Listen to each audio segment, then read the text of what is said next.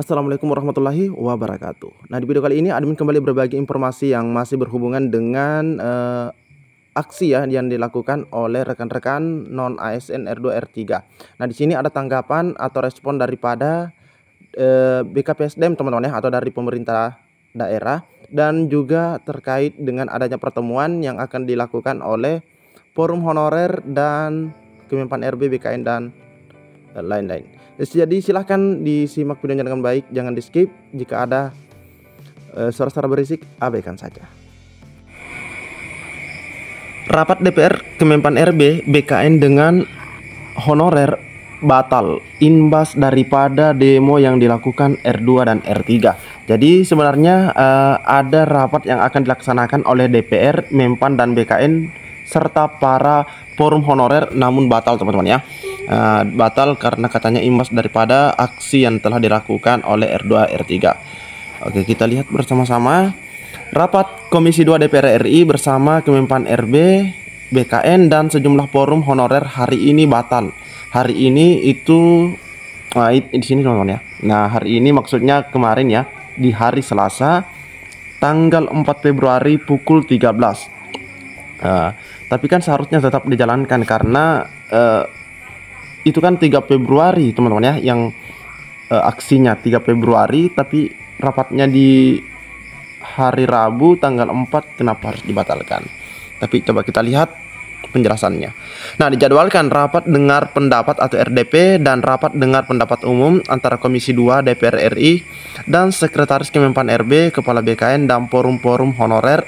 Salah satunya adalah, nah ternyata ada aliansi juga yang akan hadir sebenarnya, Aliansi Honorer R2 dan R3 Indonesia. Nah, para pengurus forum pun sudah berkumpul di Jakarta sejak kemarin pada tanggal 3 Februari. Mereka tidak menyangka ada pembatalan.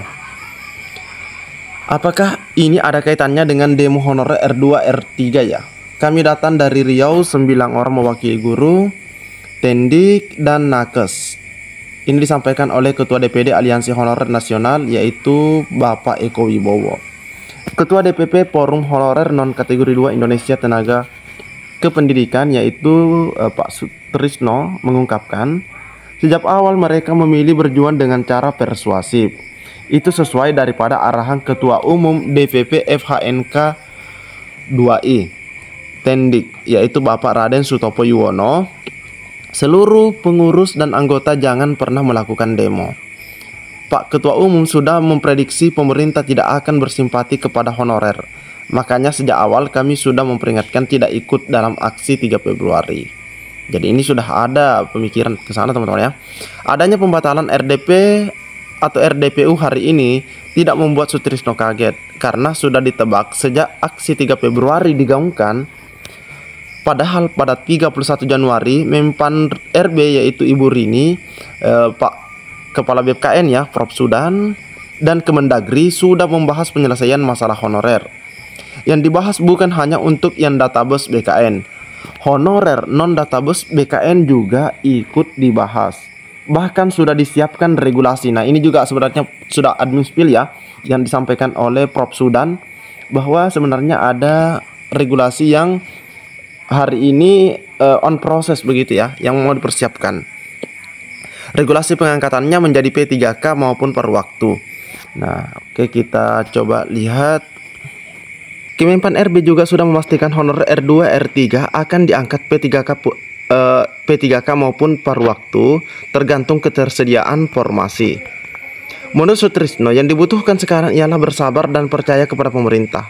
Selain itu legawa menerima kebijakan P3K per waktu karena sifatnya hanya sementara atau sesaat. Undang-Undang ASN 2023 lanjutnya hanya mengamanatkan PNS dan P3K, tidak ada per waktu. Nah, itu sebabnya pemerintah hanya mengatur P3K per waktu ini di Kepmenpan RB 15 tahun 2025 dan Kepmenpan 16 tahun 2025. Kalau regulasinya berupa Kepmenpan RB, itu artinya sifatnya sementara. Jadi jangan langsung menolak P3K per waktu, karena cepat atau lambat akan dinaikkan ke P3K juga. Sutrisno menyarankan forum-forum honorer untuk mendekati Pemda agar mengusulkan honorer yang tidak dapat formasi untuk diajukan menjadi P3K per waktu kepada Kemenpan RB. Jangan sampai malah dialihkan menjadi tenaga alih daya atau outsourcing, teman-teman ya. Kalau dimasukkan kepada tenaga alih daya outsourcing, nah ini ada di luar daripada Kepmenpan yang sudah dibuat. Sembari menunggu ditingkatkan dari paruh waktu ke P3K, ada peningkatan gaji. Jadi gaji paruh waktu dan P3K jangan sampai terlalu jauh jaraknya. Terlepas dari itu semua, Sutrisno menyampaikan terima kasih kepada apresiasi setinggi-tingginya kepada pemerintah yang telah berusaha semaksimal mungkin untuk menyelesaikan honorer database BKN maupun yang tidak terdata. Memang masih ada beberapa kendala seperti honorer yang belum bisa mendaftar di P3K tahap 2 karena formasi yang ada tidak sesuai dengan kualifikasi ijazah yang dimiliki oleh peserta tersebut. Jadi mereka tidak bisa mendaftar katanya. Harapannya di bulan Agustus 2025 status kami sudah berubah yang berimbas pada kesejahteraan. Nah, sekali lagi kami mengucapkan terima kasih kepada Ibu Menpan, BKN, Ibu Dirjen GTK, Kemendikbudrismen dan DPR RI atas komitmen yang telah dibuat. Jadi semoga saja besok teman-teman ya, atau bahkan mungkin hari ini ada rapat yang sebenarnya sudah direncanakan untuk membahas terkait penyelesaian non-ASN yang kemarin ditunda pada tanggal 4 Februari. Semoga secepatnya dijadwalkan ulang atau bahkan dilaksanakan, teman-teman ya. Oke, selanjutnya kita bisa mendengarkan penjelasan terkait dengan P3K paruh waktu ini atau tanggapan daripada BKPSDM dengan adanya aksi yang telah dilaksanakan pada 3 Februari.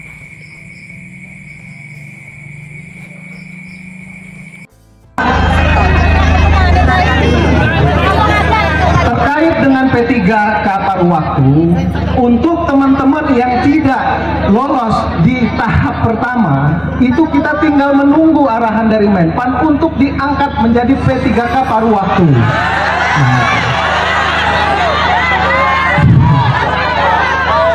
Kalau apa yang kami bicarakan ini semua tidak kawan-kawan diterima dan kawan-kawan anggap kami semua di sini bohong, ya untuk apalagi kami ngomong di sini. Izin ini Ibu Ketua. Ya mungkin itu aja. Terakhir yang kami sampaikan, bersama-sama dengan legislatif semua lagi berproses. Mungkin itu. Makasih.